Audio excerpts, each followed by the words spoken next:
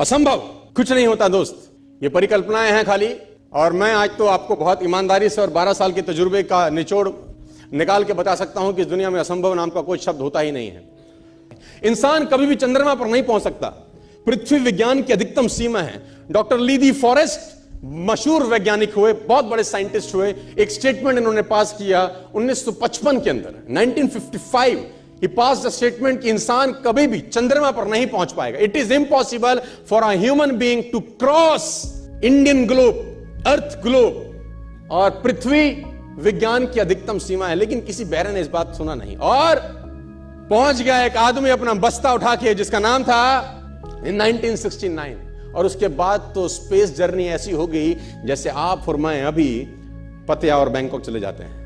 Lord kelvin बहुत बड़े scientist हुए, उनका स्टेटमेंट आया कि सिर्फ पक्षी उड़ान भर सकते हैं, हवा से भारी मशीन का उड़ान भरना असंभव है। इट इज इम्पॉसिबल कि हवा से कुछ भी भारा हो और वो उड़ सके, क्योंकि ग्रेविटी उसको गिरा देगा। लेकिन तमाचा मारा इन लोगों ने, तमाचा मारा और लिख के दिया कि हमने साइकिल के स्पेयर पार्ट से इंसानों को पक्षी बना दिया, साइकिल के स्पेयर पार्ट से इंसानों को पक्षी बना दिया। 16 साल लगे राइट ब्रदर्स को जहाज का निर्माण करने में। लेकिन इन लोगों ने उसकी बात नहीं सुनी कि जो कहते थे कि वायु का सिद्धांत तुम्हारे विपरीत है। यह बात भंवरे को कही जाती थी कि भंवरा वायु के सिद्धांत के कारण कभी जीवन मोड़ नहीं सकता, क्योंकि उसके पंख उसके शरीर से हल्के रहते हैं। लेकिन भंवरा साला किसी स्कूल में गया नहीं आज तक। माई doctor told me I will never walk again. मेरे डॉक्टर ने मुझे कहा कि तुम कभी चल नहीं सकोगी।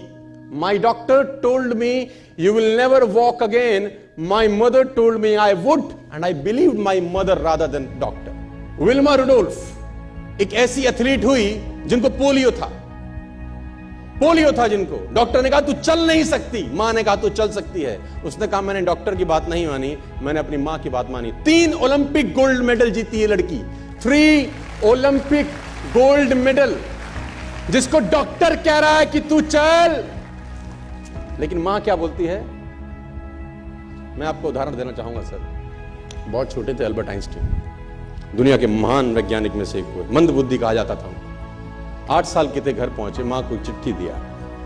When he was 8 years old, came to his home, given letter to his mother. मां को एक चिट्ठी दिया, मां ने वो चिट्ठी पढ़ा। 8 साल के थे और चिट्ठी में प्रिंसिपल का खत था उसकी मां के नाम। प्रिंसिपल ने ये लिख के भेजा कि आपका बच्चा विलक्षण प्रतिभा का धनी है, ग्रेट पावर है इसके, क्योंकि बहुत बड़े साइंटिस्ट बने, बड़े हो गए। मंद बुद्धि बचपन में समझा जाता था।